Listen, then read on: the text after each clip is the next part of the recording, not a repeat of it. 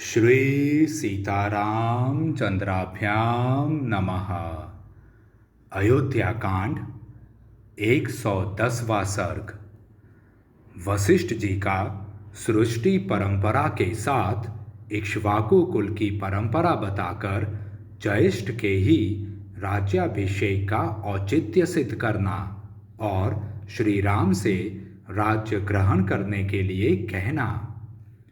श्री रामचंद्र जी को रुष्ट जानकर महर्षि वशिष्ठ जी ने उनसे कहा, रघुनंदन, महर्षि जाबाली भी यह जानते हैं कि इस लोक के प्राणियों का परलोक में जाना और आना होता रहता है।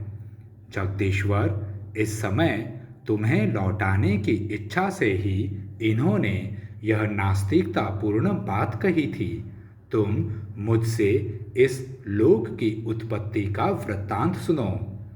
सृष्टि के प्रारंभ काल में सब कुछ जलमय ही था। उस जल के भीतर ही पृथ्वी का निर्माण हुआ। तदंतर देवताओं के साथ स्वयंभू ब्रह्मा प्रकट हुए।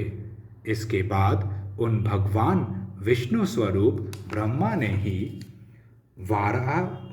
वराह रूप से प्रकट होकर जल के भीतर से इस पृथ्वी को निकाला और अपने कृतात्मा पुत्रों के साथ इस संपूर्ण जगत की सृष्टि की। आकाश स्वरूप परब्रह्म परमात्मा से ब्रह्मा जी का प्रादुर्भाव हुआ है, जो नित्य सनातन एवं अविनाशी हैं। उनसे मरीचि उत्पन्न हुए और मरीचि के पुत्र कश्यप हुए। कश्यप से विवस्वान का जन्म हुआ। विवस्वान के पुत्र साक्षात वैवस्वत मनु हुए, जो पहले प्रजापति थे। मनु के पुत्र इक्ष्वाकु हुए, जिन्हें मनु ने सबसे पहले इस पृथ्वी का समृद्धिशाली राज्य सौंपा था।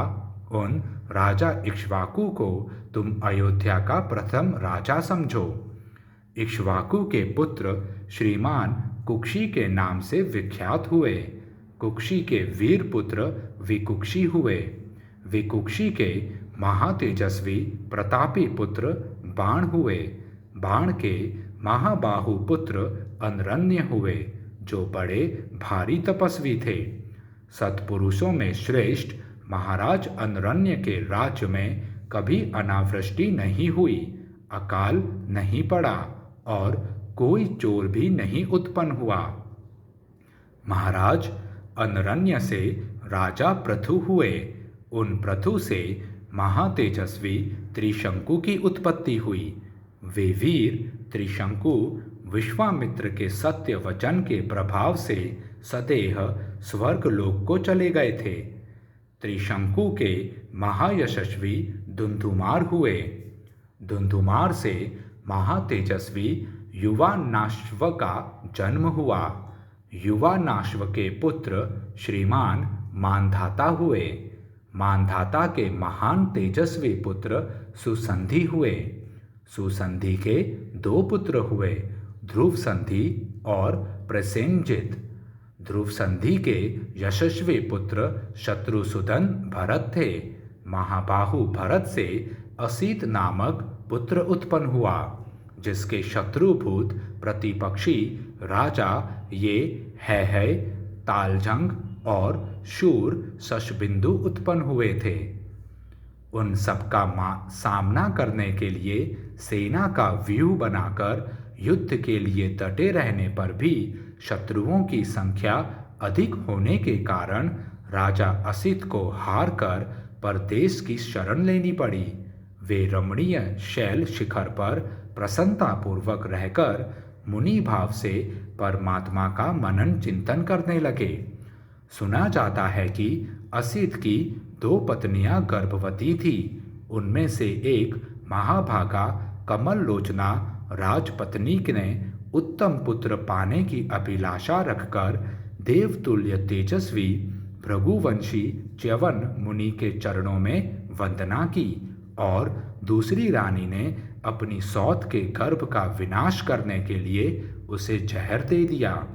उन दिनों भृगुवंशी च्यवन मुनि हिमालय पर रहते थे। राजा असित की कालंदी नाम वाली पत्नी ने ऋषि के चरणों में पहुंचकर उन्हें प्रणाम किया।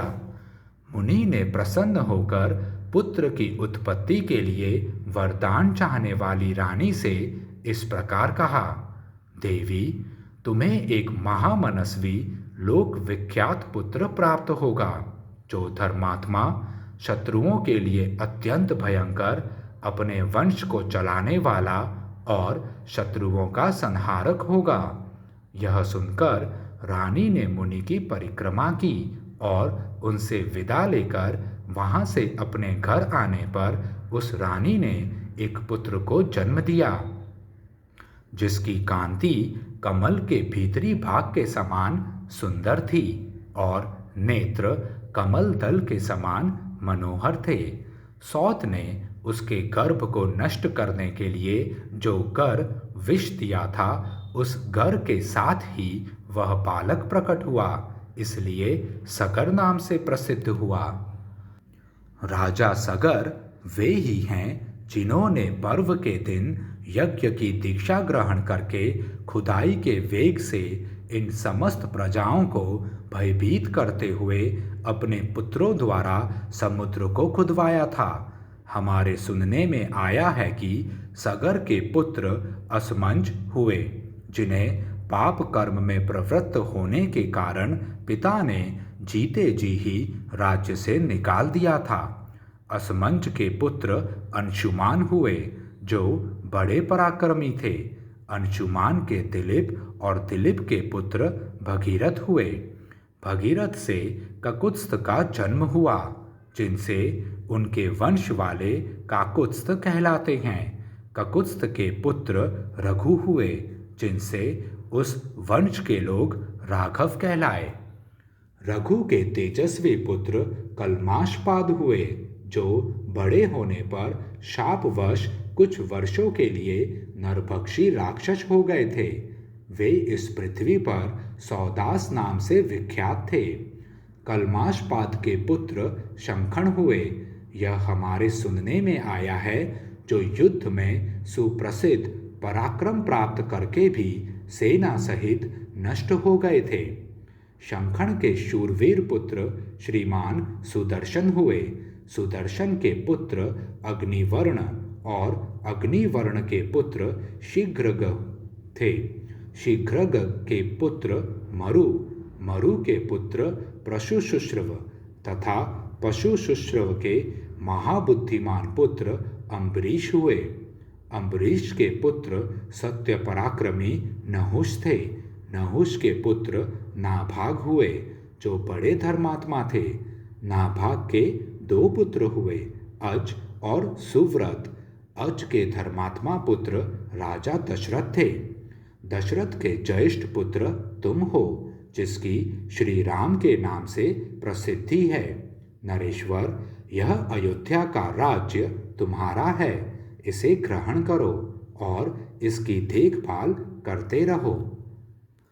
समस्त इक्ष्वाकु वंशियों के यहाँ ज्येष्ठ पुत्र ही राजा होता आया है। ज्येष्ठ के होते हुए छोटा पुत्र राजा नहीं होता है। ज्येष्ठ पुत्र का ही राजा के पद पर अभिषेक होता है। महायशस्वी श्री राम रघुवंशियों का जो अपना सनातन कुल धर्म है, उसको आज तुम नष्ट न करो। बहुत से अवान्तर देशों वाली तथा प्रचुर रत्न राशि से संपन्न इस वसुधा का पिता की भांति पालन करो। इस प्रकार श्री वाल्मीकि निर्मित आर्ष रामायण आदि काव्य के अयोध्या कांड में 110वां सर्ग पूरा हुआ। जय श्री राम।